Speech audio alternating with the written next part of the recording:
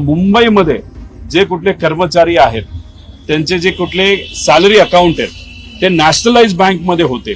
आता त्या सर्व कर्मचाऱ्यांना सांगण्यात आलेलं आहे की नॅशनलाइज बँकेतून तुमचे अकाउंट काढा आणि मुंबई सहकारी बँकेमध्ये तुम्ही घ्या. आमचं मुंबई सहकारी बँकेमध्ये त्याचा काही विरोध नाही, पण जर आपण बघितलं तर तिथे काय त्या बँक चालवणारे जे नेते आहेत कदाचित त्यांना मंत्रिपद दिलं नसावं म्हणून वेगळ्या पद्धतीने पुनर्वसन करतात का काय असं आपल्याला बोलावं लागेल.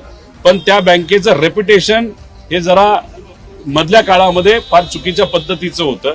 अफरातफर बऱ्याच काही गोष्टी तिथं झालेल्या आहेत असं ॲलिगेशन तिथं पूर्वी झालेलं आहे.